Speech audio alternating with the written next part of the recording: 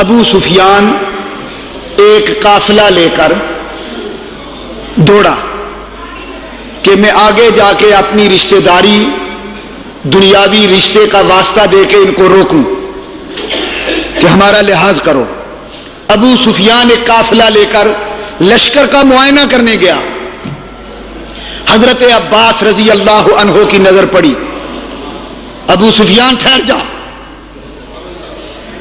وہ مکے کا سردار ابو سفیان آج وہ نہیں ہے، خبردار، ہینڈز اپ. ابو سفیان نے ہتھیار پھینک دیے، کھڑا ہو گیا. جناب حکم. ادھر سیدنا فاروق اعظم کی نظر پڑ گئی، خدا کے شیر کی نظر پڑی، مصطفیٰ کے شیر کی نظر پڑی. تلوار فضا میں لہرائی، دوڑے. عباس اس کو جانے نہ دینا، میں اس کی گردن اتار رہا ہوں، ابھی اتار دوں گا. حضرت عباس رستے میں کھڑے ہو گئے. عمر ٹھہر جاؤ، آؤ پہلے اللہ کے نبی سے پوچھ لیں کہ اس کا سر قلم کریں یا نہ. حضرت عمر نے جب اللہ کے نبی کا نام سنا تو گردن جھکا لی. چلو چلیں، چلو. حضور کی بارگاہ میں حاضر ہو گئے. ساتھ ہی جب نبوت کے تیور دیکھے، جلال فاروقی دیکھا تو حضرت عباس کہنے لگے حضور ابو سفیان آیا تو ہے مگر میں عباس آپ کا چچا، میں اس کو امان دیتا ہوں صبح تک کے لیے، اس کو میری امان میں دیا جائے، فیصلہ کل. حضور مسکرائے.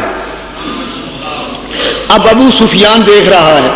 حضور نے عمر کی جانب دیکھا، فرمایا عمر تلوار نیچے رکھو. نیچے رکھ دی. چچا تم امان لینا چاہتے ہو؟ ہاں حضور.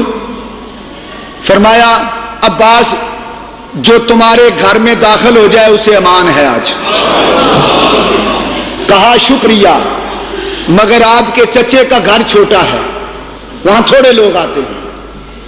فرمایا اچھا جو مسجد حرام میں آ جائے ان کو بھی امان ہے. کہا شکریہ حضور، مسجد حرام خانہ کعبہ کی مسجد چھوٹی ہے، لوگ زیادہ ہیں. مسکرا کے فرمایا اچھا جو مکے کے شہر میں ہیں ان کو بھی امان ہے،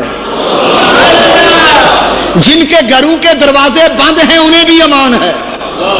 اچھا ابو عباس تیرے گھر میں ابو سفیان، اسے امان، جو ابو سفیان کے گھر میں آئے اسے بھی امان.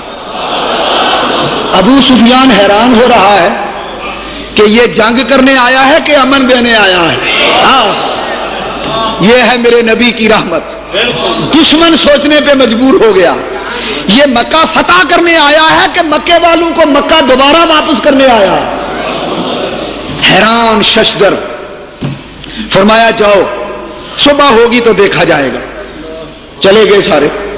صبح ہوئی، ہاں چاشت کا وقت ہوا. اپنے لشکر کو حکم دیا کہ آؤ مکے میں داخل ہو جاؤ. اب کوئی محاصرہ کرنے والی فوج نہیں قریش مکہ کی سامنے آتی. تاریخ اور حدیث اور تفسیر بتاتی ہے یہ 10,000 صحابہ کرام کا لشکر جرار تھا. 10,000 صحابہ تھے. تلواریں چمک رہی تھی، بڑی شان و شکو کے ساتھ ان کے ہاتھوں میں جھنڈے تھے. اللہ اللہ. حضرات میں وہ منظر پیش نہیں کر سکتا جب حضور پہلے مکے کی ایک پہاڑی پر چڑھے اور پھر اس پہاڑی سے مکے کی طرف اترے لشکر سمیت. خانہ کعبہ جو ہے وہ بیت عتیق ہے، وہ گہری جگہ میں ہے. اردا گرد بلند چٹانیں اور پہاڑیاں ہیں، ان کے اندر گہری جگہ میں خانہ کعبہ ہے. حضور پہلے پہاڑ پر چڑھے لشکر سمیت اور اونٹنی کسوا پہ سوار ہیں، اور حضور جب یوں اترے کعبے کی طرف مکے شہر کی طرف نیچے تو 10,000 کا لشکر جب حضور کے ساتھ مکے کے نشیب کی جانب اترا تو مکے کے لوگوں نے بلندی کی طرف دیکھا، قصویٰ اونٹنی پہ حضور بیٹھے ہیں، مکے والوں نے یوں سمجھا 14ویں کا چاند طلوع ہو رہا ہے۔